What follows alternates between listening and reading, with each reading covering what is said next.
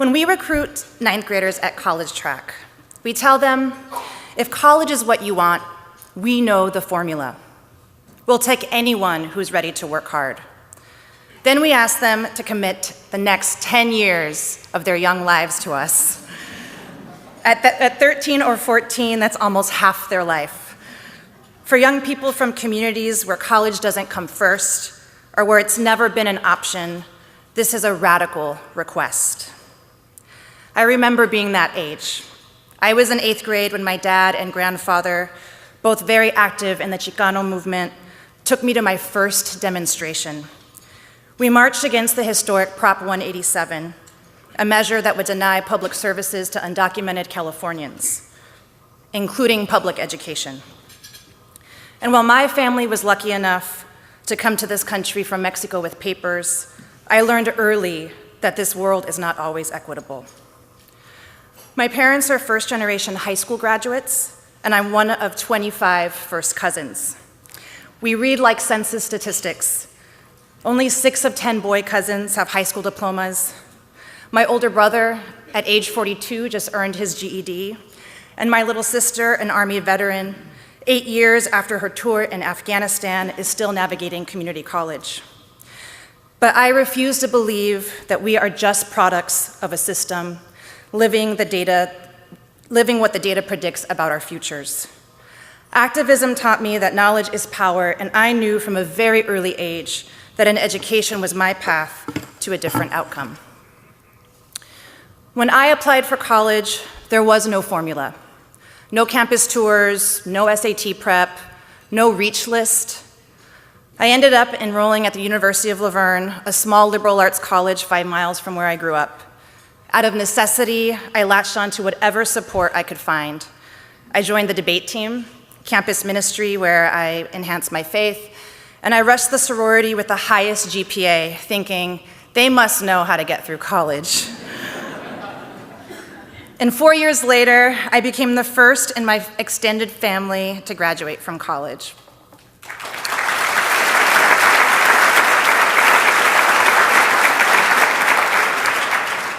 At college, the young people we serve are now representative of the majority of students in this country. Today, half of all public school students receive free or reduced lunch. The majority are students of color, and 50% of those on college campuses are first in their family to go. It's our job to make sure that they are fully prepared to graduate because our future depends on it.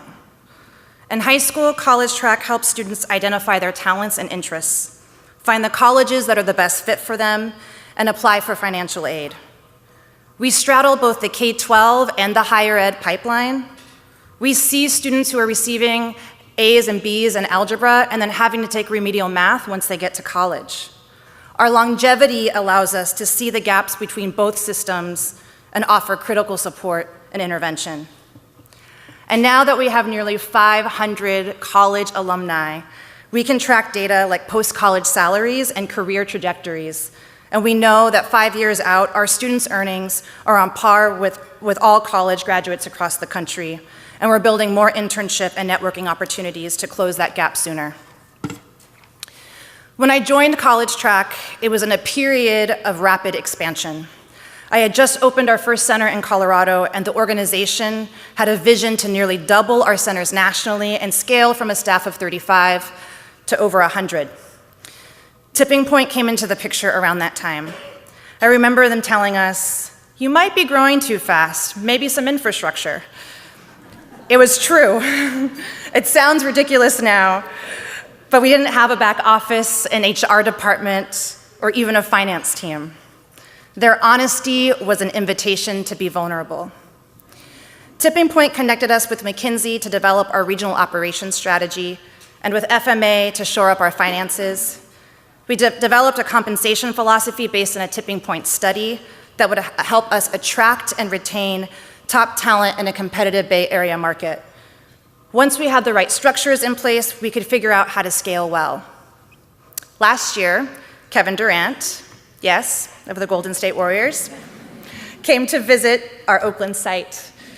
The kids were starstruck. They couldn't stop talking about it for weeks. But he was just as impressed with them.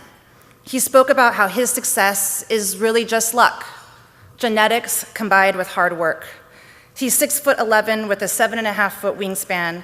And though Kevin didn't graduate from college, he knows that for kids from his neighborhood and neighborhoods like it, a college degree is how you make your own luck.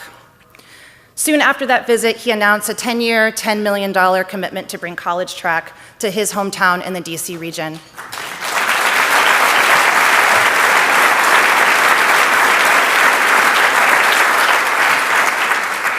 And that center will begin serving students next month. Without Tipping Point, we wouldn't have the ability to capitalize on Kevin's interest the way that we did. At this point, there's no corner of our organization that Tipping Point hasn't touched. The value of a bachelor's degree has been hotly debated, but the benefits to both the student and their communities are indisputable. Our alumni have greater choice around where they live and where they work. They are more likely to vote, and their children are 5 times more likely to earn a bachelor's degree. For me, a degree was the currency I used to make a different life. There simply is no tool more transformative. But don't just take it from me. Hearing from our alumni is the most powerful way to witness this transformation. So it's an honor to introduce you to a College Track Oakland class of 2016 alum, Chang Liang.